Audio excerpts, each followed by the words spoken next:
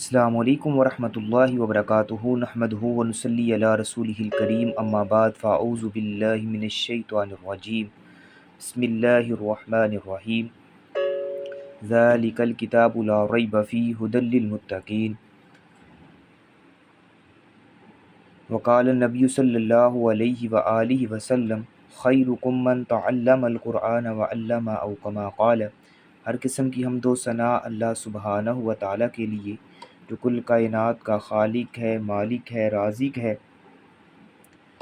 داتا گنج بخش رنج بخش غریب نواز اور غوث اعظم ہے، کائنات کے ذرے ذرے کا دستگیر ہے، فعال لما یرید ہے، نحن اقرب الیہ من حبل الورید ہے، جس کی ذات، صفات اور کمالات کے اندر کوئی بھی شریک نہیں، ازل سے اکیلا ہے، اور ابد تک اکیلا رہے گا، اور کل قیامت کے دن اس اکیلے حکمراں کی حکمرانی ہوگی۔ ان گنت لا تعداد درود و سلام سرور کائنات، فخر موجودات، سرکار دو عالم، امام الانبیاء جناب محمد رسول اللہ صلی اللہ علیہ وآلہ وسلم کی ذات اقدس پر اللہ سبحانہ و تعالیٰ کا بے حد احسان اور انعام ہے کہ جس خالق کائنات نے ہمیں دوبارہ اس بابرکت اور بامقصد مجلس میں جمع فرمایا ہے۔ ایک ایسی مجلس جہاں پہ ہم اللہ سبحانہ و تعالیٰ کے احکامات کو سیکھتے ہیں اور سیکھ کر جو ہے عمل کرنے کا عزم کرتی ہیں۔ تو آج ہمارا پارہ نمبر جو ہے وہ 24 ہے۔ تو اس پارے کے اندر 3 صورتیں بیان ہوئی ہیں، سورۃ الزمر ہے، پھر سورۃ المؤمن ہے، سورۃ حامیم سجدہ ہے۔ یہ تینوں جو ہیں وہ مکی صورتیں ہیں۔ تو اللہ تعالیٰ نے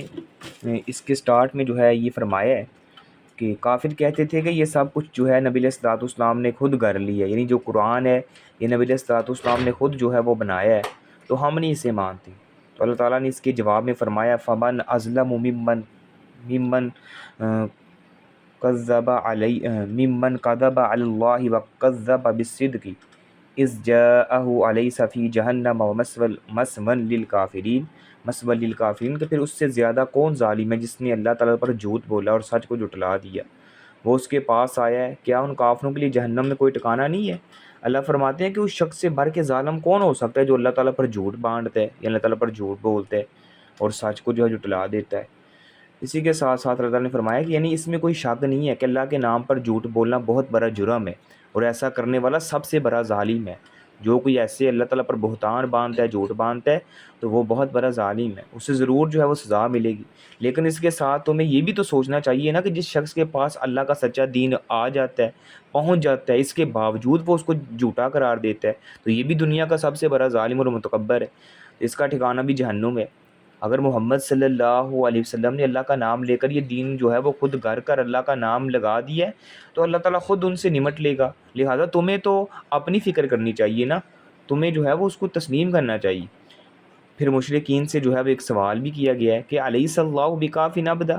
کیا اللہ اپنے بندے کے لیے کافی نہیں ہے؟ وہ تجھے ان سے ڈراتے ہیں جو اس کے سوا ہیں، اور جسے اللہ گمراہ کر دے پھر اسے کون ہے جو کوئی ومن یضلل اللہ فما لہ من ہاد، جسے اللہ گمراہ کر دے اسے کوئی ہدایت دینے والا نہیں، کوئی اس کو جو ہے راہ راست پر لانے والا نہیں ہے۔ تو تم لوگ اپنی ضروریات مانگنے کے لیے جو ہے وہ ادھر ادھر جاتے ہو، اپنے شریکوں کی، اپنے بتوں کے پاس جاتے ہو، اپنے یعنی باپ دادا کی قبروں پر جاتی ہو یا اس طرح کرتی ہو، تو سوچو کہ اللہ تمہاری ضروریات پوری کرنے کے لیے کیا کافی نہیں ہے؟ کہ اللہ سبحانہ تعالیٰ جو ہے تمہاری ضرورتیں پوری نہیں کرتا؟ تم اللہ تعالیٰ کے ساتھ جو ہے وہ شریک ٹھہراتے ہو۔ اور دوسرا یہ سوال کیا گیا وَلَئِن سَأَلْتَهُمْ من خلق السماوات والارض لَيَقُولُنَّ اللَّهُ، اگر ان سے سوال کیا جائے کہ آسمانوں اور زمینوں کو پیدا کرنے والا کون ہے، تو وہ ضرور کہیں گے اللہ تعالیٰ ہے۔ قل آپ کہہ دیجیے افرأیتم ما تدعون من دون اللہ ان ارادنی اللہ بضر هل ہن کاشفات ضرہ۔ اللہ تعالیٰ فرماتی ہے یقیناً اگر آپ ان سے سوال کریں کہ آسمان اور زمین کو کس نے پیدا کیا ہے، تو وہ ضرور جواب دیں گے کہ اللہ نے پیدا کی ہے۔ تو آپ ان کو کہہ دیں کہ کیا دیکھا نہیں ہے کہ وہ ہستیاں جنہیں تم اللہ کے سوا پکارتی ہو، اگر اللہ مجھے کوئی نقصان پہنچانے کا ارادہ کرے تو کیا وہ اس نقصان سے جو ہے وہ مجھے بچا لیں گی؟ یا وہ مجھ پر کوئی اللہ تعالیٰ مہربانی کرنا چاہے، وہ اس کی رحمت سے جو ہے وہ اس کی رحمت کو روک سکتی ہیں؟ اگر جن کو تم پکارتی ہو، اگر اللہ تعالیٰ جو ہے یعنی مجھے کوئی نقصان پہنچانے کا ارادہ کرے تو کیا وہ اس سے جو ہے وہ نقصان سے مجھے بچا سکتی ہیں؟ یا اللہ تعالیٰ کوئی رحمت کا ارادہ کرتی ہے تو کیا وہ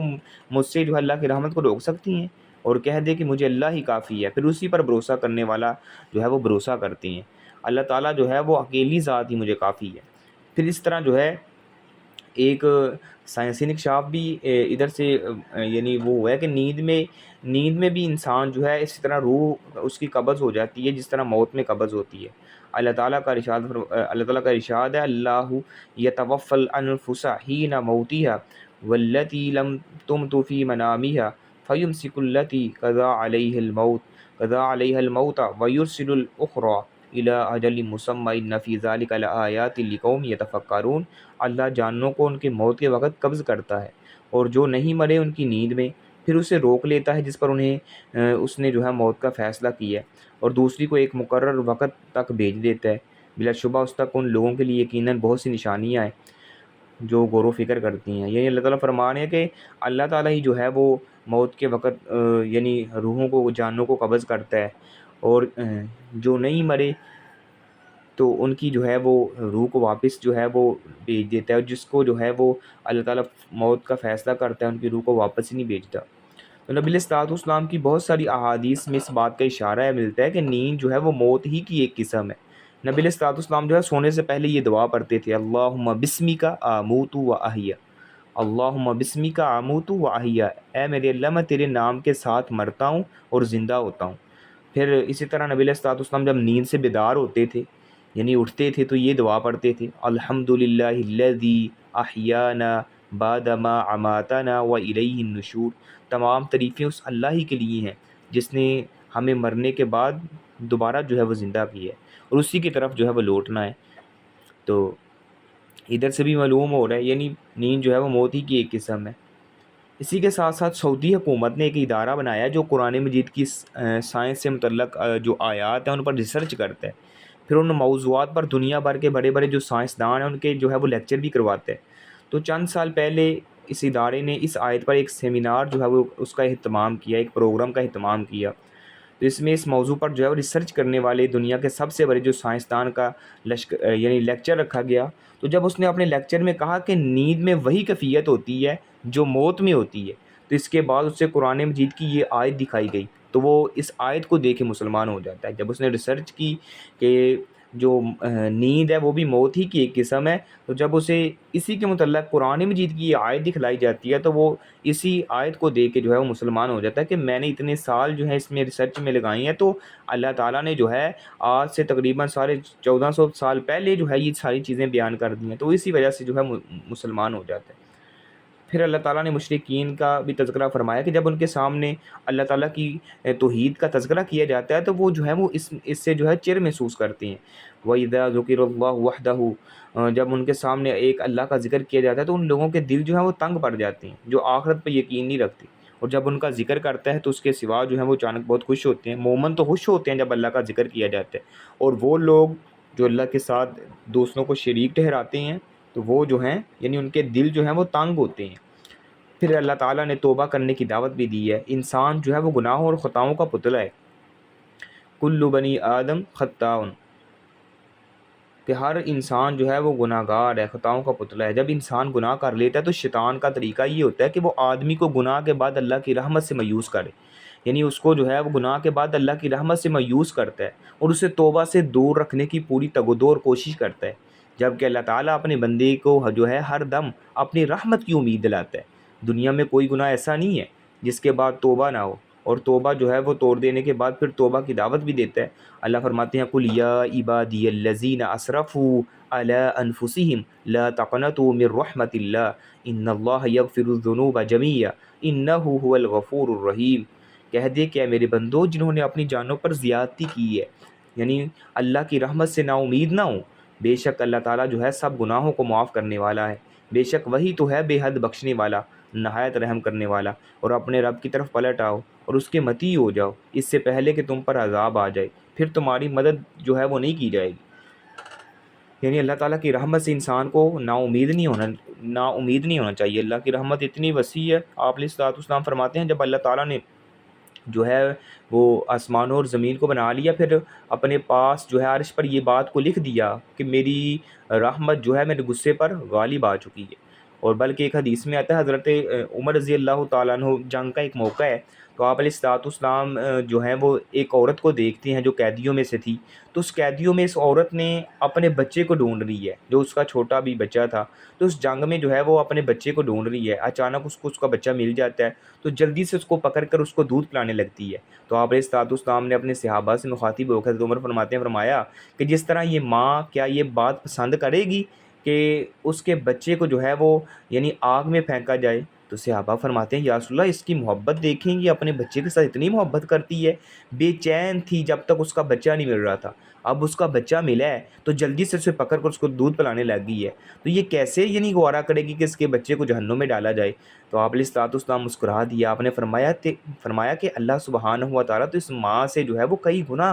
انسان سے زیادہ محبت کرتا ہے، یعنی اتنی محبت کرتا ہے، لوگ کہتے ہیں 70 ماؤں جتنی محبت کرتا ہے، بھائی 70 ماؤں سے بھی زیادہ اللہ تعالیٰ جو ہے انسان سے محبت کرتا ہے، تو اللہ کیسے گوارا کرے گا کہ اپنے بندے کو جہنم میں ڈالے؟ پھر اب بندہ نہ شکرہ ہو یا اس طرح اللہ کی ذات کے ساتھ لوگوں کو شریک ٹھہرائے تو اس سے بڑا پھر ظالم بھی کوئی نہیں ہو سکتا۔ اسی کے ساتھ ساتھ شرک کرنے سے باقی اعمال بھی ضائع ہو جاتی ہیں۔ شرک اس قدر جو ہے خطرناک جرم ہے کہ اس کا ارتکاب کرنے سے آدمی کے تمام اعمال بھی ضائع ہو جاتے ہیں۔ اللہ تعالیٰ نے فرمایا وَلَقَدْ أُوحِيَ إِلَيْكَ وَإِلَى الَّذِينَ مِن قَبْلِكَ لَئِنْ أَشْرَكْتَ لَيَحْبِطَنَّ عَمَلُكَ وَلَتَكُونَنَّ مِنَ الْخَاسِرِينَ۔ اللہ تعالیٰ فرماتے ہیں کہ بلا شبہ یقیناً تیری طرف ہم نے وحی کی ہے کہ تجھ سے پہلے انبیاء کی طرف بھی وحی کی تھی کہ اگر تو نے شرک کیا تو یقیناً تیرے اعمال بھی ضائع ہو جائیں گے اور تو ضرور بالضرور جو ہے وہ خسارہ اٹھانے والوں میں سے ہو جائے گا۔ بلکہ ایک جگہ پہ اللہ سبحانہ و تعالیٰ نے جو ہے 18 انبیاء کا نام لیا ہے، 18 انبیاء کا ایک ہی جگہ پر نام لینے کے بعد فرمایا وَلَوْ أَشْرَكُوا لَحَبِطَ عَنْهُمْ مَا كَانُوا يَعْمَلُونَ، اگر یہ بھی شرک کریں گے تو میں ان کے بھی اعمال کو جو ہے وہ ضائع کر دوں گا۔ یعنی شرک جو ہے اتنا بڑا جو ہے ظلم ہے، کبیرہ گناہ ہے، اور اللہ تعالیٰ فرماتے ہیں کہ ان اللہ یغفر ما اللہ تعالیٰ جو ہے شرک کو تو معاف نہیں کرے گا، اگر اس کے علاوہ کوئی انسان کا گناہ ہے تو اللہ جسے چاہے جو ہے وہ معاف کر دے، لیکن شرک کو اللہ تعالیٰ جو ہے وہ معاف نہیں کرے گا جب تک انسان جو ہے وہ پکی اور سچی توبہ نہیں کرتا۔ پھر اللہ تعالیٰ نے فرمایا قیامت کا جو ہے وہ اس کی ہیبت اس کا منظر بیان کیا ہے وما قدر اللہ حق قدرہ والارض جمیعا قبضتہ یوم القیامہ والسماوات مطویات بیمینہ سبحانہ وتعالی عما یشرکون ونفخ فی الصور فصعق من فی السماوات ومن فی الارض الا من شاء اللہ ثم نفخ فیہ اخری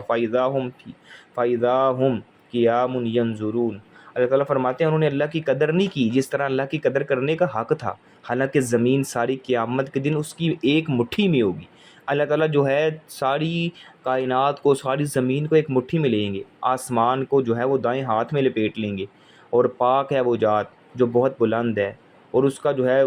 اس سے بھی پاک ہے جو جس کو وہ شریک بناتے ہیں اللہ تعالیٰ، یعنی جس کو اللہ تعالیٰ کا شریک بناتے ہیں اللہ تعالیٰ ان شریکوں سے بھی پاک ہے۔ اور جس دن جو ہے سور میں پھونکا جائے گا تو لوگ آسمانوں میں اور جو زمین میں ہوں گے سب جو ہے مر کر گر جائیں گے، پھر اللہ جسے چاہے گا پھر جو ہے دوسری دفعہ پھونکا جائے گا تو اچانک وہ کھڑے ہو کر دیکھیں گے، زمین اپنے رب کے نور کے ساتھ روشن ہو جائے گی، اور لکھا ہوا جو ہے وہ رکھا جائے گا کہ نبیوں کو جو بولا جائے گا کہ گواہ لائیں، اور ان کے درمیان جو ہے حق کے ساتھ فیصلہ کیا جائے گا، ان پر ظلم و ستم نہیں کیا جائے گا۔ جب جو ہے کافروں کو جہنم کے دروازے پر جو ہے لایا جائے گا تو اس کا بھی اسی صورت میں جو ہے وہ نقشہ کھینچا گیا ہے کہ جب کفار کو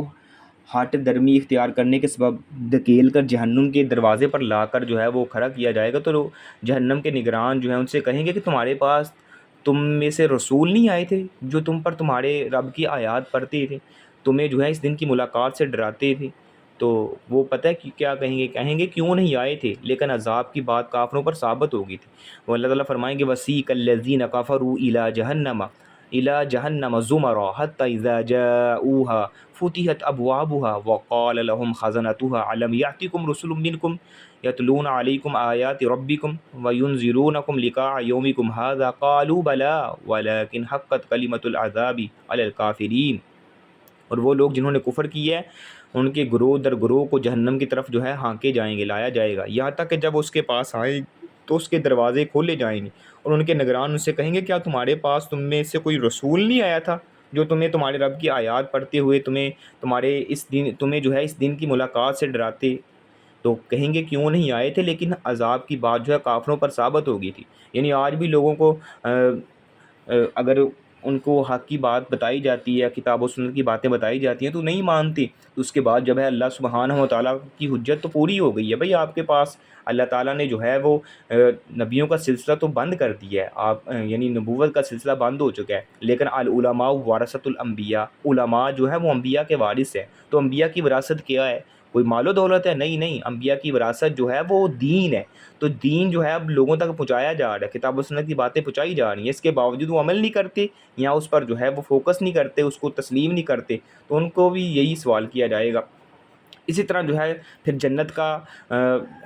جنت کے دروازوں پر جو ہے جنتیوں کا استقبال کیا جائے گا، تو جہنمیوں کے فرشتے جو ہے وہ ڈانٹ رہے ہوں گے، دوسری طرف جو ہے وہ جنتی جب جنت کے دروازوں پر پہنچیں گے تو فرشتے ان کا استقبال کریں گے، ان کا ویلکم کریں گے، اہلا وسہلا و مرحبا کہیں گے، وسیق الذین اتقوا ربهم الی الجنۃ زمرا حتی اذا جاؤوها وفتحت ابوابها وقال لهم خزنتها سلام علیکم، سلامتی ہو تم پر، طبتم فادخلوها خالدین، اور وہ لوگ جو اپنے رب سے ڈر گئے وہ جنت میں جو ہے وہ گروہ در گروہ لے کر جایا جائے گا ان کو، یہاں تک کہ جب وہ اس کے پاس آئیں گے جنت کے دروازوں کے پاس تو ان پر جو ہے جنت کے دروازے کھول دیے جائیں گے، اور ان کے نگران ان سے کہیں گے تم پر سلامتی ہو، تم پاکیزہ رہو، بس اس میں داخل ہو جاؤ ہمیشہ ہمیشہ رہنے والی جنت میں۔ تو حضرت ابو ہریرہ رضی اللہ تعالیٰ بیان کرتے ہیں کہ نبی علیہ الصلوۃ والسلام نے فرمایا کہ پہلا گروہ جو جنت میں داخل ہوگا ان کے چہرے جو ہیں وہ 14ویں رات کی چاند کی طرح ہوں گے، یعنی جو جنت میں پہلا گروہ داخل ہوگا ان کے جو چہرے ہوں گے وہ 14ویں رات کی چاند کی طرح جو ہے وہ چمک اور دمک نہیں ہوں گے، اور نہ وہ اس میں جو ہے وہ ان کو جو ہے وہ تھوکیں گی، نہ جو ہے وہ یعنی ناک کی گندگی وغیرہ ان کو آئے گی، نہ پخانہ وغیرہ آئے گا۔ جنت میں جنتیوں کے برتن جو ہیں وہ سونے کے ہوں گے، کنگھیاں جو ہیں وہ سونے اور چاندی کی ہوں گی، جو انگیٹھیاں ہیں جن کے اندر جو ہے وہ خوشبو جلا کے جو ہے وہ کوئلہ رکھا جاتا ہے تو ان سے جو ہے وہ خوشبوئیں آئیں گی، اسی طرح جو ہے ان کا پسینہ جو ہے وہ کستوری کا ہوگا، یعنی ان کے پسینوں سے بھی جو ہے خوشبوئیں آئیں گی، اور ان میں سے ہر ایک کی 2 بیویاں ہوں گی، اور جن کی پنڈلیوں کا مغز جو ہے وہ حسن کی وجہ سے گوشت کے پیچھے سے دکھائی دے گا، ان میں تو نہ کوئی اختلاف ہوگا اور نہ وہ ایک دوسرے سے بغض رکھیں گی، دل ایک ہوں گے، یعنی ان کے دل جو ہے ایک ہوں گے، صبح و شام جو ہے وہ اللہ تعالیٰ کی تسبیح کریں گے، یعنی اللہ تعالیٰ نے جو ہے یہ صحیح بخاری کے اندر روایت نبی علیہ الصلوۃ والسلام نے جو ہے ان کی صفات بیان فرمائی ہیں۔ اسی طرح جو ہے اس دوسری صورت سورۃ المؤمن ہے، یہ صورت بھی مکی ہے اور مکہ کے آخری دور میں نازل ہوئی ہے، اس میں کفار مکہ کے رویے کو فرعون کے رویے سے تقابل کیا گیا ہے، اور انہیں بتایا گیا ہے کہ تمہیں اقتدار کے نشے سے نکل کر فرعونی رویوں کو جو ہے وہ ترک کر کے آفاقی عقلی اور تاریخی دلائل پر غور کرنا چاہیے، اور فضول تکرار کی بجائے حقیقت کو تسلیم کرنا چاہیے، ورنہ تمہارا حشر بھی فرعون جیسا ہوگا اور تمہیں کوئی بچانے والا بھی نہیں ہوگا، جس طرح فرعون کو تباہ و برباد کر دیا، غرق کر دیا ہے، تو تم مشرکین مکہ جو بڑے سردار بنے ہو، اگر تم باز نہیں آتے، سمجھتے نہیں ہو یا تسلیم نہیں کرتے، پھر تمہارا بھی اسی طرح حشر ہوگا جس طرح جو ہے فرعون کا ہوا ہے۔ دوسری طرف جو ہے مومنوں کی کمزور جماعت سے کہا ہے کہ کافروں کی بڑی سے بڑی سازش سے گھبرانا نہیں ہے، جب کوئی خطرہ محسوس ہو تو اللہ تعالیٰ کی پناہ مانگ لیا کریں، اور وہ ہر سازش سے تمہیں جو ہے محفوظ رکھے گا۔ تیسرا اس صورت میں ان لوگوں کو بھی جھنجھوڑا گیا ہے جو حق کو پہچان چکے تھے اور سمجھتے تھے کہ اہل مکہ جو ہے محمد کریم صلی اللہ علیہ وسلم اور مسلمانوں کے ساتھ جو رویہ اختیار کر رہے ہیں، یعنی جو اہل مکہ ہیں، مشرکین مکہ ہیں، تو وہ سراسر ظلم ہے، ان کو پتہ تھا لیکن خاموش تماشائی بنے ہوئے تھے، یعنی خاموش تھے، تماشائی بنے ہوئے تھے۔ انہیں بھی بتایا گیا کہ اگر تمہارے دل جو ہے بالکل مردہ نہیں ہو چکے تو تمہیں جو ہے اس کشمکش میں حق کا ساتھ دینا چاہیے۔ فرعون کے دربار میں بھی ایک مومن جو تھا، مگر یعنی حالات کے سبب وہ اپنے ایمان کو چھپائے ہوئے تھا، مگر جب اس نے دیکھا کہ پانی جو ہے سر سے بڑھ رہا ہے تو فرعون موسیٰ کو قتل کرنے کا پروگرام بنا رہا ہے، تو اس نے خاموشی کو توڑ دیا تھا، پھر دربار میں فرعون کو جو ہے زبردست تنبیہ کی تھی اور اسے اس کبھی حرکت سے باز رکھا تھا، تو اس صورت کا نام بھی اس مومن کے نام پر جو ہے وہ رکھا گیا ہے۔ تو اللہ تعالیٰ کی جو ہے اس صورت میں عظیم صفات بیان ہوئی ہیں، اور اسی کے ساتھ ساتھ اللہ تعالیٰ نے جو ہے وہ توبہ کرنے کی ترغیب دلائی ہے اور توبہ کرنے کا طریقہ بھی بیان کیا ہے۔ اس صورت کا آغاز اسی مضمون سے کیا جا رہا ہے، حامیم تنزیل الکتاب من اللہ العزیز العلیم غافر الذنب وقابل التوب شدید العقاب ذی الطول لا الہ الا هو الیہ المصیر۔ تم اس کتاب کا اتارنا اللہ تعالیٰ کی طرف سے ہے جو سب پر غالب ہے، ہر چیز کو جاننے والا ہے، گناہ کو معاف کرنے والا ہے، توبہ قبول کرنے والا ہے، بہت سخت سزا والا ہے اور بڑے فضل والا بھی ہے، اس کے سوا کوئی معبود نہیں ہے اور اسی کی طرف لوٹ کر جانا ہے۔ پھر وہ یعنی مسلمانوں کو یہ بھی بتایا گیا کہ کافروں کا کاروبار ان کا مال و دولت سے متاثر نہیں ہونا، اللہ تعالیٰ فرماتی ہیں کہ تمہیں جو ہے ان کا مال و دولت، ان کے عہدہ، ان کا عیاشیاں جو ہیں تمہیں یعنی آزمائش میں نہ ڈالیں، یا اور تمہیں جو ہے وہ اللہ کے راستے سے جو ہے وہ روکے نا. یہ تو دنیاوی اعتبار سے جو ہے یہ چند دن کی ان کے پاس عیاشی ہیں. اللہ تعالیٰ نے ہمارے لیے جنت میں جو ہے آخرت میں ہمارے لیے نعمتوں کو جو ہے وہ نعمتوں سے نوازا ہے. تو ان کے عہدے وغیرہ دیکھ کر، ان کی جو ہے نمود و نمائش دیکھ کر جو ہے آپ نے اپنے آپ کا دل جو ہے وہ چھوٹا نہیں کرنا. اللہ تعالیٰ نے جو ہے تمہارے لیے بہت جنتوں کے اندر جو ہے وہ نعمتیں رکھی ہیں. اسی طرح جو ہے اللہ تعالیٰ نے اس پارے کے اندر ان لوگوں کا بھی تذکرہ فرمایا ہے، یعنی جو ان سے پہلے جن پر عذاب آیا تھا اور وہ جو ہے وہ یعنی بڑے طاقتور تھے، لیکن اللہ تعالیٰ کا جب عذاب آتا ہے تو پھر طاقت نہیں دیکھی جاتی. اللہ تعالیٰ جو ہے سب کو جو ہے اپنی عذاب کی لپیٹ میں لیتے ہیں. اسی کے ساتھ ساتھ اللہ تعالیٰ نے جو ہے ان لوگوں کا بھی تذکرہ فرمایا ہے، یعنی قوم فرعون کے دربار میں جو ایک مومن تھا جس کے نام پر یہ سورت جو ہے نازل ہوئی ہے، تو اس نے اس کے دربار میں ایک تقریر کی تھی. تو فرعون کی قوم جو بلکہ فرعون کے دربار میں ایک معزز رکن موسیٰ علیہ السلام کی دعوت پر ایمان لے آیا تھا، لیکن حالات کے پیش نظر اپنے ایمان کو اس نے چھپا رکھا تھا، اور جس قدر ہو سکا اپنے آپ کو خفیہ رکھ کر موسیٰ علیہ السلام کی جو ہے مدد بھی کرتا رہا. لیکن ایک دن جب فرعون کے دربار موسیٰ کے قتل کا فیصلہ ہو رہا ہے تو اس سے رہا نہیں گیا، اور اس نے جو ہے دربار میں کھڑے ہو کر جو ہے کھل کر موسیٰ علیہ السلام کی دعوت کی تائید کی اور ایک زبردست تقریر بھی کی. تو یہ تقریر اتنی شاندار اور اتنی جاندار ہے کہ قرآن مجید نے اسے من وعن پوری کی پوری طرح جو ہے وہ بیان کر دی ہے. اللہ تعالیٰ نے اس تقریر کو بیان کرتے ہوئے فرمایا وقال رجل مؤمن من آل فرعون یکتم ایمانہ اتقتلون رجلا ان یقول ربی اللہ وقد جاءکم بالبینات من ربکم وان یک کاذبا فعلیہ کاذبہ وان یک صادقا یصبکم بعض الذی یعدکم ان اللہ لا یہدی من هو مسرف کذاب. اور فرعون کی آل میں سے ایک مومن آدمی نے کہا کہ جس نے اپنے ایمان کو چھپا رکھا تھا، فرعون کو مخاطب کر کے کہنے لگا کیا تم ایک آدمی کو اس لیے قتل کرتی ہو کہ وہ یہ کہتا ہے کہ میرا رب اللہ ہے، حالانکہ یقیناً وہ تمہارے پاس تمہارے رب کی طرف سے واضح دلیلیں لے کر آیا ہے. اگر وہ جھوٹا ہے تو اس کا جھوٹ اسی پر ہے، اگر وہ سچا ہے تو تمہیں اس کا کچھ حصہ جو ہے وہ پہنچ جائے گا جس کا وہ تم سے وعدہ کر رہا ہے. بے شک اللہ اس شخص کو ہدایت نہیں دیتا جو حد سے بڑھنے والا سخت جھوٹ ہے. اس کے بعد اس نے اپنے قوم کو مخاطب کر کے فرمایا یا قوم لکم الملک اليوم ظاہرین فی الارض فمن ینصرنا من بعث اللہ ان جانا. اے میری قوم آج تم کو بادشاہی حاصل ہے اس حال میں کہ تم اس سرزمین میں غالب ہو، پھر اللہ کا عذاب اگر وہ ہم پر آ پڑا تو کون ہماری مدد کرے گا؟ اگر اللہ کا عذاب آ گیا تو ہم اس کو جھٹلاتے ہو، اس کی نافرمانیاں کرتے ہو، تو اللہ تعالیٰ نے ہمیں جو ہے وہ اس دنیا میں جو ہے وہ بادشاہی عطا فرمائی، تو پھر اللہ تعالیٰ کے عذاب سے ہمیں کون جو ہے وہ بچائے گا؟ یا قوم انی اخاف علیکم مثل یوم الاحزاب مثل داب قوم نوح وعاد وثمود الذین من بعدہم وما اللہ یرید ظلما للعباد. اے میری قوم بے شک تم پر گزشتہ جماعتوں کے دن کی منین سے ڈرتا ہوں، یعنی جیسے پہلی قوموں پر عذاب آئے ہیں اس طرح جو ہے عذاب نہ آ جائے. نوح علیہ السلام کی قوم پر، قوم عاد پر، قوم سمود پر، ان لوگوں کا حال کی مانند جو ان کے بعد تھے. پھر اللہ اپنے بندوں پر کسی طرح کا ظلم کا ارادہ نہیں کرتا. اگر ہم جو ہے ظلم کر رہے ہیں رہ کے تو ہم پر بھی ویسے عذاب آ سکتا ہے جیسے ہم سے پہلے یعنی قوموں پہ آیا. اسی کے ساتھ ساتھ یا قوم اتبعون اہدکم سبیل الرشاد. اس نے کہا کہ جو ایمان لایا تھا کہ اے میری قوم میرے پیچھے چلو، میں تمہیں بھلائی کا راستہ دکھاتا ہوں. یا قوم انما هذه الحیات الدنیا متاع.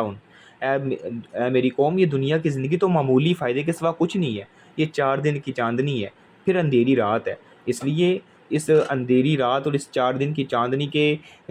جو ہے پیچھے کھو کر اپنی آخرت کی زندگی اور ہمیشہ کی زندگی کو جو ہے وہ برباد نہ کریں. اور اسی کے ساتھ ساتھ وَيَا قَوْمِ مَا لِي أَدْعُوكُمْ إِلَى النَّجَاةِ وَتَدْعُونَنِي إِلَى النَّارِ. اے میری قوم مجھے کیا ہے کہ میں تمہیں نجات کی طرف بلاتا ہوں اور تم مجھے جو ہے آگ کی طرف بلا رہے ہو. پھر جو ہے وہ فرعون نے دیکھا کہ یہ بندہ جو ہے وہ کیسے میرے خلاف ہے، اور اس کے پھر خلاف فرعون نے جو ہے وہ سازش کی. تو فرعون جو ہے موسیٰ کے حق میں ایک یعنی فرعون کا جو پہلے اس کے دربار میں ایک بڑا وزیر تھا، تو اس نے جب موسیٰ علیہ السلام کے حق میں جو ہے اس طرح تقریر کی تو فرعون جو ہے وہ سن کے جو ہے بڑا متاثر ہوتا ہے، اور اس نے جو ہے کہا کہ اتنا طاقتور حمایتی موسی علیہ السلام کو مل گیا ہے، یہ تو ہمارا کام خراب کر جائے گا، لہٰذا اس کا خاتمہ کر دینا چاہیے۔ مگر وہ طاقتور شخصیت کا مالک تھا، اس کے قتل کا آرڈر جو ہے وہ دیا نہیں جا سکتا تھا، اس لیے فرعون نے اس کے قتل کی پلاننگ کی، مگر اللہ تعالیٰ نے اس کی جو ہے ہر سازش سے مومن کو محفوظ رکھا۔ اللہ تعالیٰ فرماتے ہیں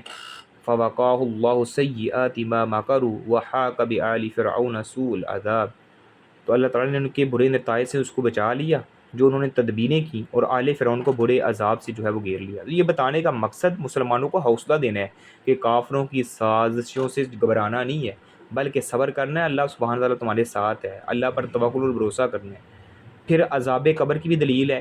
حدیث میں یہ ہے کہ قبر میں آدمی کے ایمان کا حساب ہوتا ہے، کامیاب ہو جائے تو جنت کا دروازہ جو ہے وہ کھل جاتا ہے، اگر ناکام ہو جائے تو اس کی قبر میں جہنم کا دروازہ کھول دیا جاتا ہے۔ بعض منکرین حدیث ہیں وہ کہتے ہیں کہ قبر کے اندر عذاب کوئی نہیں ہے، قبر کے عذاب کے انکاری ہیں، منکر ہیں، تو اللہ تعالیٰ نے جو ہے منکرین حدیث جو ہے اسے تسلیم نہیں کرتے، کیونکہ حدیث میں اس کا تذکرہ ہے، کیونکہ حدیث میں اس کا تذکرہ ہے کہ جبکہ حقیقت یہ قرآن مجید نے بھی اس کی طرف اشارہ بھی کیا ہے۔ اللہ تعالیٰ نے فرعونیوں کو تذکرہ کرتے ہوئے فرمایا ہے، تو یہاں سے بات جو ہے وہ بخوبی ظاہر ہو جاتی ہے کہ قبر کے اندر عذاب ہوگا کہ نہیں۔ اللہ تعالیٰ فرماتے ہیں النار یعرضون علیہا غدوا وعشیا ویوم تقوم الساعۃ ادخلوا آل فرعون اشد العذاب، کہ جو آگ ہے وہ اس پر صبح و شام جو ہے وہ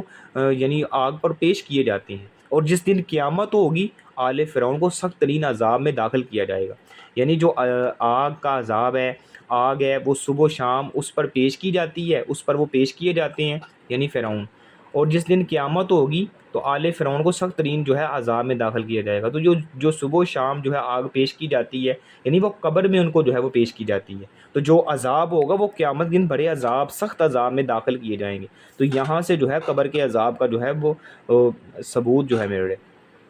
یعنی قبر کا عذاب جو ہے وہ ہوتا ہے، برحق ہے، لیکن آپ کو کیا پتہ، یعنی وہ تو برزخی معاملہ ہے، اللہ تعالیٰ وہ جانتا ہے۔ اسی طرح جو ہے کمزور لوگ سرداروں سے جھگڑیں گے، جب سردار ان کے متبعین جہنم میں داخل کر دیے جائیں گے اور اپنا انجام دیکھ لیں گے تو اپنے سرداروں سے جھگڑیں گے۔ تمہیں آج ان سرداروں سے آزاد ہو کر حق کا ساتھ دینا چاہیے، کل کو لڑنے اور پشیمان ہونے کا کوئی فائدہ نہیں ہوگا۔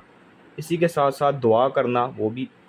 اللہ تعالیٰ کی عبادت ہے، اور دعا نہ کرنا یہ تکبر ہے، اور اس کی سزا جو ہے جہنم ہے۔ عبادت کا معنی ہوتا ہے یعنی اللہ کے سامنے اپنے آپ کو پست کرنا، گرا دینا، تو دعا جو ہے تمام عبادتوں کی اصل ہے، یعنی انسان سب سے زیادہ اللہ کی عظمت کا اقرار اور اپنی پستی کا اظہار دعا میں ہی تو کرتا ہے۔ نبی علیہ السلام نے فرمایا الدعاء والعبادہ، یعنی دعا ہی عبادت ہے، بلکہ ایک جگہ پر فرمایا الدعاء مخ العبادہ، یعنی دعا جو ہے عبادت کا مغز ہے۔ تو جب دعا کرنا عاجزی کی علامت ہے تو دعا نہ کرنا یہ تکبر کی نشانی ہے۔ اس لیے اللہ تعالیٰ نے فرمایا کہ وقال ربکم ادعونی استجب لکم ان الذین یستکبرون عن عبادتی سیدخلون جہنم داخرین، اور تمہارے رب نے فرمایا کہ مجھے پکارو میں تمہاری دعا کو قبول کروں گا، بے شک وہ لوگ جو میری عبادت سے تکبر کرتے ہیں وہ عنقریب ذلیل ہو کر جہنم میں داخل کیے جائیں گے۔ حضرت ابو ہریرہ رضی اللہ تعالیٰ عنہ بیان کرتے ہیں کہ نبی علیہ السلام نے فرمایا من لم یسأل اللہ یغضب علیہ، جو اللہ سے نہ مانگے تو اللہ اس سے ناراض ہوتا ہے، یعنی غصے ہوتا ہے، یعنی اللہ تعالیٰ سے جب انسان دعا نہیں کرتا تو اللہ تعالیٰ اس سے ناراض ہوتے ہیں۔ تو جو اللہ تعالیٰ سے دعا کرتا ہے اللہ اسے نوازتے ہیں، اس کی دعا کو قبول فرماتے ہیں، اس لیے زیادہ سے زیادہ دعا کرنی چاہیے، اور اس قدر دعا کرنی چاہیے کہ اگر جوتی کا تسمہ بھی ٹوٹ جائے وہ بھی اللہ سے مانگیں، اگر نمک کی کمی ہو تو وہ بھی اللہ سے مانگیں، دعا کریں۔ دعا کو جو ہے وہ عبادت کا مغز ہے، دعا عبادت ہے۔ دعا مانگنے سے اللہ تعالیٰ کے سامنے دعا کرنے سے انسان اپنی عاجزی کا اظہار کرتا ہے، اور اللہ تعالیٰ کی جو ہے وہ رحمت کا اقرار کرتا ہے کہ اللہ تو رحمتوں والا ہے، تو برکتوں والا ہے، تو غفور الرحیم ہے، بخشنے والا ہے۔ اسی طرح جو ہے اللہ تعالیٰ نے اپنا تعارف بھی بیان فرمایا ہے، اللہ تعالیٰ کی صفات بھی بیان کی گئی ہیں۔ اللہ تعالیٰ وہ ذات ہے جس نے جو ہے رات کو تمہارے لیے سکون کا باعث بنایا ہے اور دن کو جو ہے وہ روشن بنایا ہے۔ اللہ الذی جعل لکم اللیل لتسکنوا فیہ والنہار مبصرا ان اللہ لذو فضل علی الناس ولکن اکثر الناس لا یشکرون هو الذی یحیی ویمیت فاذا قضی امرا فانما یقول له کن فیکون، وہی ہے جس نے یعنی یحیی جو زندہ بھی کرتا ہے اور موت یعنی مارتا بھی ہے، اور جب وہ کسی کام کا فیصلہ کرتا ہے تو بس وہ کہتا ہے کن ہو جا، فیکون، بس وہ کام ہو جاتا ہے۔ پھر اس کے بعد صورت حامیم سجدہ ہے. یہ صورت بھی مکی ہے اور مکہ کے وسطی دور میں نازل ہوئی ہے. ایک دفعہ یعنی سرداران قریش مسجد میں بیٹھ کر نا نبی علیہ الصلوۃ والسلام کے بارے میں گفتگو کر رہے تھے. تو جو ابو سفیان کا سسر تھا عتبہ بن ربیعہ بولا اگر تم مناسب سمجھو تو میں محمد صلی اللہ علیہ وسلم کے پاس جا کر گفتگو نہ کروں، شاید وہ میری بات مان لے اور ہماری مخالفت کرنا چھوڑ دے. تو صاحب نے اسے اجازت دے دی. تو وہ اٹھ کر نبی علیہ الصلوۃ والسلام کے پاس آیا اور کہنے لگا کہ ہمارے معبودوں کو جو جھوٹا کہتا ہے اور ہمیں کافر کہتا ہے، مشرک بناتا ہے، یعنی مشرک کہتا ہے، تو قوم میں جو ہے میں تم نے تفرقہ ڈال دی ہے. تو اب میں تمہارے پاس سے ایک تجویز لے کر آیا ہوں، اس پر غور کرو. نبی علیہ الصلوۃ والسلام نے فرمایا بتاؤ ابو الولید کیا تجویز ہے؟ اس نے کہا بھتیجے اگر اس دعوت سے تیرا مقصد مال کمانا ہے تو ہم سب مل کر تمہیں اتنا مال دے دیں گے کہ تم مکے کا امیر ترین آدمی بن جائے گا. یعنی جتنا مال چاہیے، جتنی دولت چاہیے بتا، ہم جتنی دولت چاہتے ہیں تو جتنا مال چاہتا ہے تیرے قدموں میں لا کر یعنی جو ہے وہ ڈھیر کر دیتے ہیں. اگر برابر نہ چاہتا ہے، سرداری چاہتا ہے، تو ہم بلا مقابلہ تجھے جو ہے اپنا سردار تسلیم کرتے ہیں، مکہ کا تجھے سردار بنا دیتے ہیں. اگر یعنی تو چاہتا ہے کسی خاتون سے لڑکی سے شادی کرنا چاہتا ہے تو جس لڑکی کی طرف تو اشارہ کرتا ہے اس کے ساتھ تیرا نکاح کر دیتے ہیں. تو آپ علیہ الصلوۃ والسلام نے جب وہ اس کی یہ ساری باتیں سنی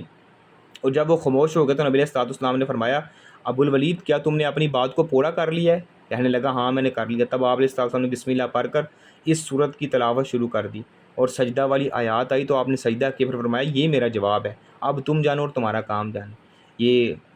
تفسیر ابن کثیر کے اندر بھی واقعہ ملتا ہے، اور سیرت کی جو مشہور و معروف کتاب ہے الرحیق المختوم اس کے اندر بھی یہ واقعہ درج ہے. یعنی وہ آپ علیہ الصلوۃ والسلام کے پاس آ کے لالچ دے رہی ہیں کہ آپ جو ہے اگر آپ کو مال و دولت چاہیے تو ہم جو ہے تجھے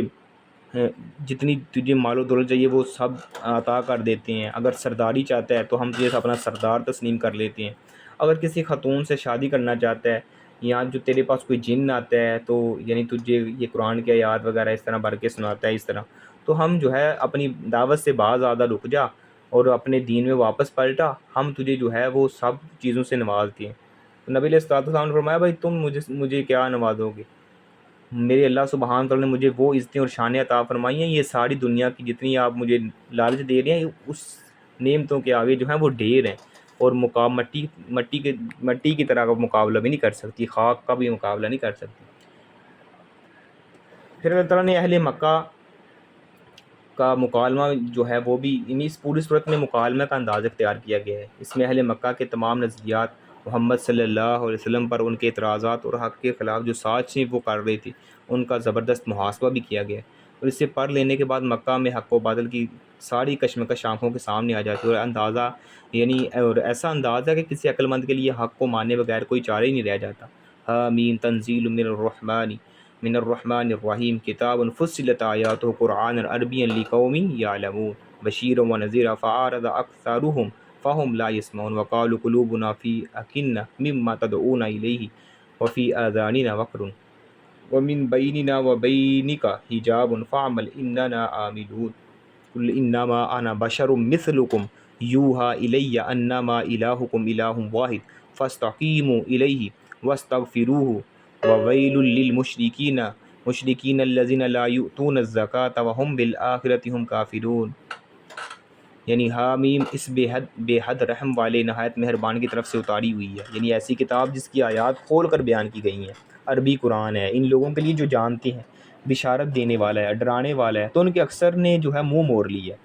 سو وہ نہیں جانتے نہیں سنتے. اور انہوں نے کہا کہ ہمارے دل اس بات سے یعنی پردوں میں ہیں جس کی طرف تو ہمیں بلاتا ہے، ہمارے کانوں میں ایک بوجھ ہے، ہمارے درمیان اور تیرے درمیان ایک حجاب ہے، ایک پردہ ہے، بس تو عمل کر، بے شک ہم بھی عمل کرنے والے ہیں. کہہ دے کہ میں تمہارے جیسا ایک بشر ہی ہوں، ایک انسان ہی تو ہوں، میری طرف جو ہے وہی کی جاتی ہے، تمہارا معبود صرف ایک ہی معبود ہے، سو اس کی طرف سیدھے ہو جاؤ، اس سے معافی مانگو، بخشش مانگو. مشرکوں کے لیے بڑی ہلاکت ہے، اور جو زکوٰۃ نہیں دیتے، آخرت کا انکار کرنے والے ہیں، یعنی ان کے لیے بھی اللہ تعالیٰ کے عذاب ہیں. تو میں یعنی میں بھی تمہاری طرح بشر ہی ہوں، لیکن اللہ تعالیٰ نے مجھے تمام بشروں سے افضل بنایا ہے، یعنی افضل البشر بنایا ہے. اسی کے ساتھ ساتھ تخلیق کائنات، اللہ تعالیٰ نے اپنی کائنات کی جو ہے نشانیاں بھی بیان فرمائی ہیں، اپنی صفات بھی بیان فرمائی ہیں. تو اسی کے ساتھ ساتھ قیامت کے دن جو ہے جسمانی اعضاء آدمی کے خلاف گواہی دیں گے. یعنی دنیا میں انسان دوسرے لوگوں سے چھپ کر تو گناہ کر لیتا ہے، لیکن اپنے اعضاء سے کیسے چھپے گا؟ قیامت کے دن جو ہے وہ یہی اعضاء، جسمانی اعضاء اس آدمی کے خلاف جو ہے گواہی دیں گے. وَقَالُوا لِجُلُودِهِمْ لِمَ شَهِدتُّمْ عَلَيْنَا قَالُوا أَنطَقَنَا اللَّهُ الَّذِي أَنطَقَ كُلَّ شَيْءٍ وَهُوَ خَلَقَكُمْ أَوَّلَ مَرَّةٍ وَإِلَيْهِ تُرْجَعُونَ. اور وہ اپنے چمڑوں سے کہیں گے کہ ہمارے خلاف شہادت کیوں دی ہے؟ یعنی وہ اپنے جب ان کے ہاتھ بول کے گواہی دیں گے، ان کے پاؤں وغیرہ بول کے گواہی دیں گے، تو وہ کہیں گے کہ تم ہمارے ہی خلاف، میرا ہاتھ ہو کہ میرے پاؤں ہو کہ میرے ہی خلاف جو ہے گواہی دے رہی ہو. تو وہ کہیں گے کہ ہمیں اس اللہ نے بلوا دیا جس نے ہر چیز کو بلوایا، اور اس نے تمہیں پہلی بار پیدا کیا اور اسی کی طرف تم واپس یعنی لائے جا رہی ہو. یعنی ہمیں جو ہے وہ اس رب العالمین نے بولنے کا حکم دیا ہے جس نے جو ہے یعنی ساری کائنات کو پیدا کیا ہے، اور تمہیں بھی پہلی بار پیدا کیا، پھر جو ہے وہ تم اس کی طرف بلائے جا رہی ہو.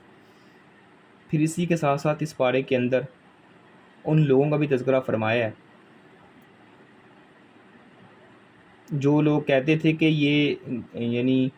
دنیا کے اندر رہ کر اللہ تعالیٰ کے دین کے اوپر ڈٹے ہوئے تھے. پریشانیاں مصیبتیں تو آتی ہیں جب انسان صحیح معنوں میں کتاب و سنت پر عمل کرنے کے لیے نکلتا ہے یا اس پر جو ہے وہ عمل کرنے کی کوشش کرتا ہے، اسے بڑے لوگوں کی باتیں بھی فیس کرنی پڑتی ہیں، لوگوں کی اذیتیں فیس کرنی پڑتی ہیں، لوگوں کے تانے مینے اور اس طرح کی بڑی باتیں سننی پڑتی ہیں. ہمیں تو صرف باتیں سننی پڑتی ہیں، پہلے لوگوں کو جو ہے وہ اپنی جانوں کے نذرانے پیش کرنے پڑے. اپنے گھر بار انہوں نے چھوڑ دیے، اپنے گھر بار چھوڑ دیے، بیوی بچوں کو چھوڑ دیا. کس کی خاطر؟ دین کی خاطر. حضرت عبد الرحمن بن عوف رضی اللہ تعالیٰ عنہ جب اسلام قبول کیا، اسلام قبول کرتے ہیں تو مکہ سے ہجرت کر کے مدینہ میں جانے لگے ہیں. مدینہ میں جانے لگے ہیں کیونکہ مسلمان جو ہے ہجرت کر کے مدینہ چلے گئے تھے. تو مکہ میں یہ مکہ میں تھے، تو جب مکہ سے ہجرت کر کے نبی علیہ الصلوۃ والسلام سے ملاقات کی جانے لگی تو جتنا بھی مال و دولت ہے وہ اپنے ساتھ جو ہے وہ باندھا ہوا ہے، تھیلے میں لیا ہوا ہے، تو وہ لے کے جانے لگے ہیں. ساتھ بیوی بچے بھی ہیں. تو ان کے جو یعنی سسرال والے ہیں انہوں نے روک لیا. بھئی کہاں کا ارادہ ہے؟ کہا میں نبی علیہ الصلوۃ والسلام کے پاس جا رہا ہوں. کہتا ہے تو نے جانا تو چلا جا، لیکن یہ ہماری جو بیٹی ہے، تیری بیوی ہے، ہم اس کو جانے نہیں دیں گے کیونکہ اس نے تو ابھی تک اسلام کو قبول نہیں کیا تھا. تو نے جانا تو چلا جا. بیوی کو بھی روک لیا. فرمایا کوئی بات نہیں، اگر بیوی جاتی ہے تو چلی جائے، لیکن میں دین کو نہیں چھوڑنے والا. اچھا یہ بیٹا جو ہے تیرا بیٹا ہے؟ ہاں جی میرا بیٹا ہے. فرمایا تو نے جانا تو چلا جا، لیکن یہ بیٹا جو ہے تیرے ساتھ لے جانے کی اجازت نہیں ہے. یہ جو مال و دولت تیرے پاس ہے یہ تو نے مکہ میں رہ کے کمایا ہے، تو لہٰذا یہ مال اور دولت بھی ہمیں ہمارے حوالے کر دے. تو ایسے ہی نبی علیہ الصلوۃ والسلام کے دربار میں پہنچتے ہیں، لباس تک اتروا دیا. ایسے ہی یعنی ٹاٹ وغیرہ جو ہے وہ چپا کر اپنے جسم کو چپکا کر جو ہے وہ پہنچتے ہیں. نبی علیہ الصلوۃ والسلام مسجد نبوی میں نماز ادا فرما رہے ہیں. تو نبی علیہ الصلوۃ والسلام نے جو ہے وہ جب نماز پڑھانے کے بعد سلام پھیرا، پیچھے دیکھا عبد الرحمن بن عوف رضی اللہ تعالیٰ عنہ کرے ہیں. فرمایا عبد الرحمن کب آئے، کیسے آئے؟ فرمایا یا رسول اللہ ابھی آیا ہوں. فرمایا یا رسول اللہ سب کچھ لٹا کے آ گیا ہوں، اپنا ایمان بچا کے آ گیا ہوں. کہا یا رسول اللہ سارا کچھ لٹا دیا ہے لیکن اپنا ایمان تو بچا کے آ گیا ہوں. آپ علیہ الصلوۃ والسلام نے فرمایا تو نے سب کچھ لٹایا نہیں، بلکہ تو حقیقی مال و ملال کا جو ہے وہ مالک بن کے آ گیا ہے. سب کچھ لٹایا نہیں ہے بلکہ تو خالق کائنات کے ساتھ ایسا سودا کر کے آیا ہے جس کا جنت جو ہے وہ تیرے لیے اللہ تعالیٰ نے تیار کی ہے. تو یہ سودا جو ہے سب کچھ لٹانے کا نہیں ہے، بلکہ تو سب کچھ لٹا کے نہیں آیا، سب کچھ پا کے آ گیا ہے. اگر تو نے اپنا ایمان بچا لیا تو تو نے سب کچھ پا لیا. اس لیے بڑی مصیبتیں اذیتیں آئی ہیں. ہمیں تو یہ دین جو ہے وہ ویسے ہی مل گیا ہے نا، یعنی جیسے پلیٹ میں جو ہے وہ رکھ کے ہمیں دے دیا گیا اور ہم پھر بھی جو ہے اس کو صحیح معنوں میں اس پر عمل نہیں کرتے. تو ان لوگوں نے اپنی جانوں کے نذرانے پیش کیے. اسلام وہ شجر نہیں ہے جس نے زمین سے غذا پائی، اسلام وہ شجر نہیں جس نے زمین سے غذا پائی. خون دیا صحابہ کرام نے تو تب جا کر اس میں بہار آئی. تو اللہ تعالیٰ فرما رہے ہیں کہ کافر سرداروں کے مقابلے ان مومنوں کا تذکرہ کیا گیا جنہیں وہ کمزور اور بے وقت سمجھتے تھے. اللہ تعالیٰ کی نظر میں ان کمزور مومنوں کی حیثیت پتہ ہے کیا ہے؟ اللہ تعالیٰ نے فرمایا ان الذین قالوا ربنا اللہ، بے شک وہ لوگ جنہوں نے کہا کہ ہمارا رب اللہ ہے، ثم استقاموا، پھر اس پر وہ ڈٹ گئے، تنزل علیہم الملائکہ، ان پر فرشتے نازل ہوتے ہیں، رحمت کے فرشتے نازل ہوتے ہیں۔ وہ کیا کہتے ہیں؟ اللہ تخافوا ولا تحزنوا، وہ کہتے ہیں تم جو ہے وہ کوئی خوف یعنی ڈرو نہ، ولا تحزنوا، اور نہ کوئی غم کرو، وابشروا بالجنہ، اور ان کو جنت کی خوشخبریاں دیتے ہیں، التی کنتم توعدون، یعنی تمہارے لیے جنت کی خوشخبریاں جن کا تمہیں وعدہ دیا گیا ہے۔ نحن اولیاؤکم فی الحیات الدنیا، اللہ فرماتے ہیں ہم دنیا میں بھی تمہارے دوست ہیں، وفی الآخرہ، اور آخرت میں بھی ہم تمہارے جو ہیں وہ دوست ہوں گے۔ وَلَكُمْ فِيهَا مَا تَشْتَهِي أَنفُسُكُمْ، اور تمہارے لیے جنت میں وہ کچھ ہوگا جو تم چاہو گے۔ وَلَكُمْ فِيهَا مَا تَدَّعُونَ، اس میں وہ کچھ ہوگا جس کی تم ڈیمانڈ کرو گے، یعنی جو تمہارا دل کرے گا، جو تم چاہو گے، جو تم مانگو گے، وہ سب کچھ تمہیں جو ہے وہ عطا کیا جائے گا۔ نزولا من غفور الرحیم، یہ اللہ تعالیٰ کی طرف سے جو ہے مہربان کی طرف سے مہربانی ہوگی، مہمانی ہوگی تمہارے لیے۔ جو جنت میں تم چاہو گے اللہ تعالیٰ تمہیں جو ہے وہ نعمتیں عطا فرمائے گا۔ یہ کس لیے کہ دنیا میں رہ کر تم نے اذیتیں برداشت کیں، صبر کیا، اور اللہ تعالیٰ پر ایمان لانے کے بعد جو ہے استقامت اختیار کی، ڈٹے رہے۔ اب اللہ تعالیٰ کی نعمتیں ہیں، یعنی جنت میں تمہارے لیے وہ کچھ ہوگا جو تم چاہو گے، جس کی تم ڈیمانڈ کرو گے، اللہ تعالیٰ جو ہے تمہیں سب کچھ جو ہے وہ عطا فرمائے گا، کیونکہ اس دن تم اللہ تعالیٰ کے مہمان ہوگے، اور جو اللہ کا مہمان ہوتا ہے اللہ سبحانہ تعالیٰ سے جو ہے ہر چیزوں سے جو ہے ہر نعمت سے جو ہے وہ نوازتے ہیں۔ تو دیکھا جائے آج کے پارے کے اندر جو ہے وہ خلاصہ کیا ہے مجموعی لحاظ سے، تو حقیقت یہ سمجھ آتی ہے کہ حق کو ماننے کے لیے دل کا جو ہے وہ جھکنا بھی ضروری ہوتا ہے، ورنہ جو انسان ہے وہ تکبر میں حقیقت سے دور ہو جاتا ہے۔ تو سورۃ الزمر میں منکرین کے اس اعتراض کا جواب دیا گیا ہے کہ قرآن نبی علیہ السلام نے جو ہے وہ جو کہتے ہیں خود گھر لی ہے، اور یہ واضح کیا گیا کہ اللہ پر جھوٹ باندھنے سے بڑا ظلم کوئی نہیں ہے۔ تم جھوٹ باندھ رہے ہو تو یہ بہت بڑا ظلم ہے۔ اسی صورت میں یہ سوال اٹھایا گیا ہے کہ کیا اللہ اپنے بندے کے لیے کافی نہیں ہے؟ یعنی جو شخص اللہ پر بھروسہ کر لے اس کے لیے دنیا کی کوئی طاقت جو ہے وہ خطرہ نہیں بن سکتی۔ اسی صورت میں توبہ کی عظیم دعوت بھی دی گئی ہے، اور اللہ کی رحمت سے مایوس نہ ہوں، کیونکہ وہ سب گناہوں کو معاف کرنے والا ہے۔ پھر جو صورت اس کے بعد صورت مومن ہے، اس میں جو ہے ایک عظیم یعنی صفات اور قوم فرعون کے ایک مومن کا ایمان فروز کا یعنی کردار جو ہے وہ بیان کیا گیا ہے کہ اس کا کردار کیسا تھا، جس نے فرعون کے دربار میں کھڑے ہو کر توحید کا پیغام دیا اور اپنی قوم کو جھنجھوڑا۔ اور اسی صورت میں عذاب قبر کی طرف بھی اشارہ بھی کیا گیا ہے کہ فرعونیوں کو صبح و شام آگ کے سامنے پیش کیا جاتا ہے۔ اور جو ہے اس کے بعد صورت میں اہل مکہ کے اعتراضات اور نبی علیہ السلام کے دنیاوی لالچ دینے کی جو کوششیں تھیں ان کا بھی تذکرہ فرمایا گیا۔ اور اسی صورت نے واضح کیا کہ قیامت کے دن جو ہے انسان اپنے اعضاء جو ہے اس انسان کے اعضاء جو ہے اس کے خلاف گواہی دیں گے۔ ساتھ یہ بھی خوشخبری ہے،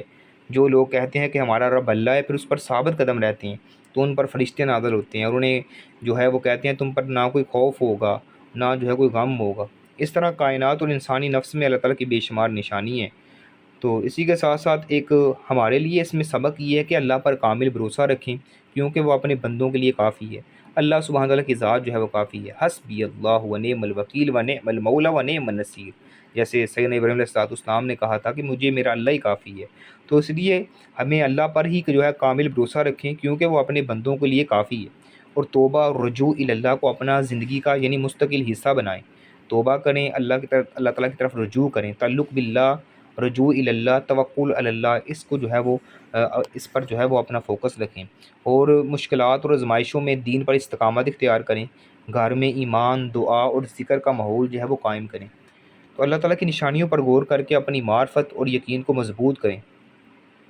تو ایمان کا اصل حسن جو ہے وہ اللہ پر توکل، گناہوں سے توبہ اور دین پر استقامت میں ہے۔ تو